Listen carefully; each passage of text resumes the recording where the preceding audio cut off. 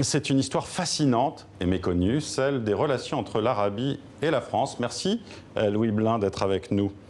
Vous êtes historien, diplomate et vous publiez ce livre, La découverte de l'Arabie par les Français aux éditions Guttner. D'abord, comment vous est venue cette idée? C'est quand vous étiez en poste à Djeddah, justement, en tant que consul général de France? Oui, bien sûr. La fréquentation de ces lieux fascinants, jusqu'à présent encore peu visités par les touristes malheureusement, m'a intrigué. La fréquentation des habitants de Djeddah qui portent la mémoire du lieu, bien sûr, m'a aidé. Mais c'est aussi parce que l'Orient en général fascine. J'avais déjà essayé de décrypter la fascination de l'Orient dans mon dernier livre sur le monde arabe dans les albums de Tintin. Eh bien, vous avez reçu d'ailleurs pour ce livre ici. Hein. Voilà. Alors cette histoire méconnue, justement, celle des relations entre la France et l'Arabie, comment vous expliquez qu'elle soit si méconnue?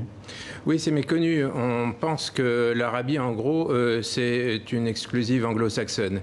Pas du tout. La France a ouvert un consulat en Arabie en 1839. Donc, c'est beaucoup plus ancien. Et on a tout un passé avec de grands noms prestigieux, puisque dans mon anthologie, je recense Victor Hugo, qui a écrit donc sur l'Arabie, notamment la ville de Djeddah, Jules Verne, bien sûr Joseph Kessel, Albert Londres, enfin des grands noms de la littérature et d'autres moins connus, mais dont la valeur littéraire est tout à fait exceptionnelle. Et d'autres plus surprenants. J'ai été surpris de découvrir et de retrouver le nom de Joseph Arthur de Gobineau, qu'on connaît pour son essai sur l'inégalité des races humaines.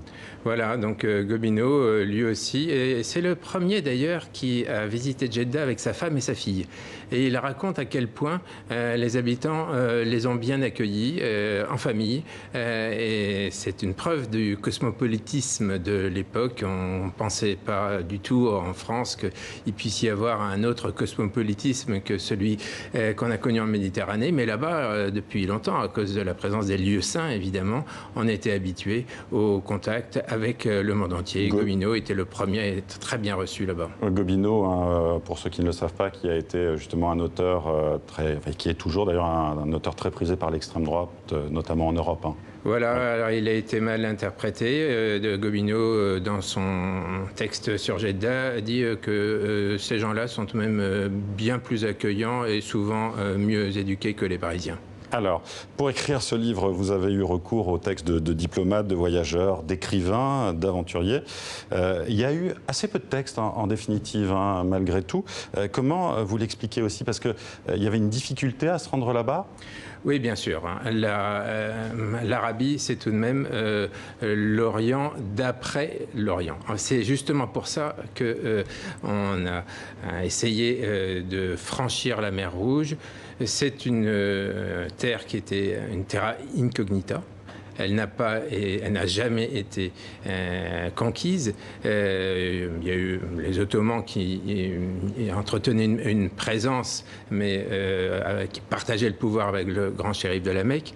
Et pourtant, donc Bonaparte, lorsqu'il est allé en Égypte, dès qu'il a conquis le Caire, a entrepris une correspondance avec le grand shérif de la Mecque, ce qui montre bien que ce n'était pas inconnu.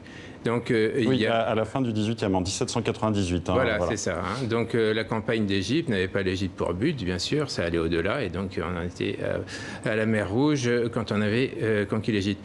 Donc il y avait un objectif politique, il y avait aussi des visées économiques avec le percement du canal de Suez en 1869, mais le principal n'est pas là.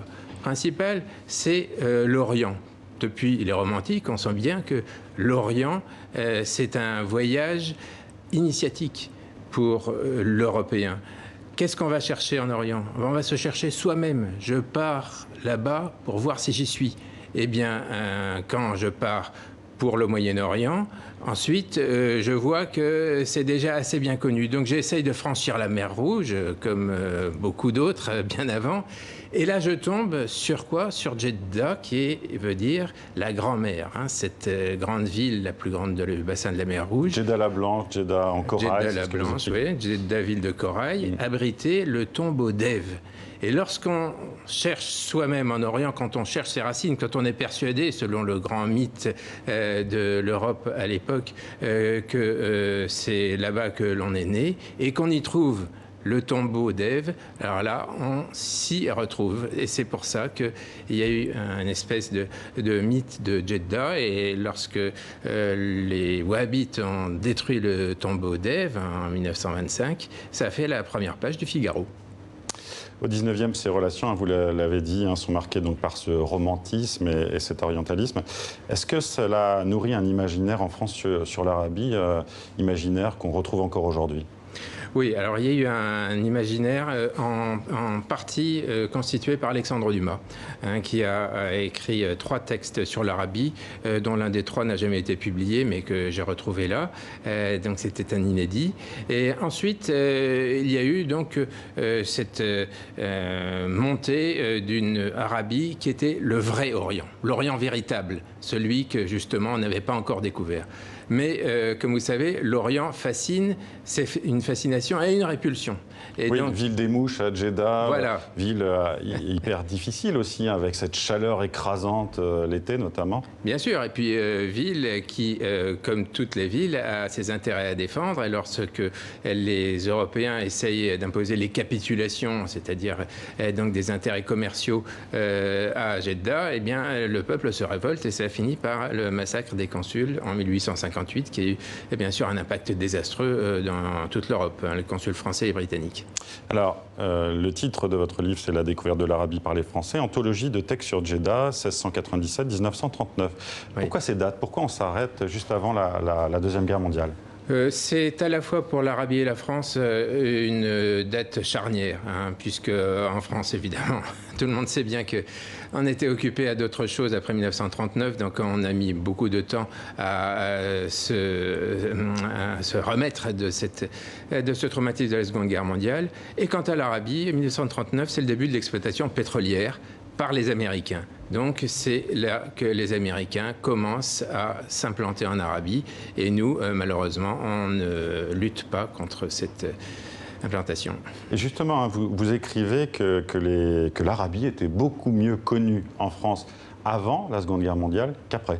Voilà, alors donc j'ai cité Alexandre Dumas, mais le summum, enfin j'ai à peu près donc 200 textes d'auteurs, notamment de 77 voyageurs, qui se sont rendus à Jeddah et qui ont raconté donc leur expérience. Mais le summum, c'est le poème de Victor Hugo dans La Légende des siècles, un poème magnifique qui s'appelle Le Cèdre et qui n'a jamais été vraiment compris parce qu'il fait référence justement à l'histoire d'une ville qui était tombée dans l'oubli à partir du XXe siècle, lorsque les commentateurs se sont emparés de ce recueil sublime qui est la seule véritable épopée française. Ce qui est intéressant aussi, hein, et ça vous l'écrivez au début du livre, c'est qu'il n'y avait pas de contentieux historique entre les Européens, les Français et l'Arabie, et notamment sur l'islam, et que l'Arabie était un angle mort en fait des Français et des Européens. Oui, en fait, on a fait match nul avec les Britanniques en mer Rouge, chacun voulait avancer ses pions. Puis, à un bout d'un moment, on s'est aperçu qu'il valait mieux préserver l'Empire ottoman. Enfin, c'était en tout cas le cas jusqu'à la Première Guerre mondiale. Donc, ça a servi la dépendance de cette contrée qui est restée en dehors de tout. Et c'est la raison pour laquelle, jusqu'à présent, on connaît mal l'Arabie, on la comprend mal, parce qu'en fait, on n'a pas vraiment de passé et qui nous permet d'avoir une mémoire. Mais c'est une mémoire occultée. Hein, c'est une mémoire qui existe. Oui. Et malgré tout, cette mémoire, est-ce qu'elle façonne d'une certaine manière aujourd'hui les relations entre la France et ce qui est devenu l'Arabie saoudite? Alors l'Arabie saoudite, donc, à partir de 1932, a mené une politique ouverte, y compris à la France. Mais nous n'y avons guère répondu par incapacité, justement, à concurrencer les Américains qui, eux, avaient compris les enjeux, contrairement aux Anglais, d'ailleurs, qui ont complètement raté l'exploitation du pétrole là-bas. Donc, malheureusement, c'est quelque chose qui... c'est une parenthèse de l'histoire qui c'est tout de même refermé maintenant depuis plusieurs décennies avec le rapprochement, notamment depuis le président Mitterrand des deux pays. Mais il reste que les Français connaissent mal l'Arabie et réciproquement. Oui, parce que justement, j'allais vous parler de la dernière polémique en date sur ces parlementaires français qui s'inquiètent des ventes d'armes françaises à l'Arabie saoudite. La relation avec l'Arabie saoudite de la France, elle est avant tout économique aujourd'hui ? Alors pour le moment, c'est avant tout l'économie liée à la culture, puisque nous avons une image, bien sûr, de pays de grande culture là-bas. Et on a découvert un petit peu, grâce à ce livre et à d'autres activités que j'ai faites, que les Français s'étaient intéressés depuis longtemps à l'Arabie. La première photo jamais prise en Arabie est une photo française, en 1873, une jeune fille de Jeddah. Le premier film jamais réalisé en Arabie date de 1917, il est français également. Donc les Saoudiens nous font confiance sur ce volet-là et actuellement ils ont confié à la France le développement de leur plus grand site touristique, Madain Saleh, qui est le Petra saoudien.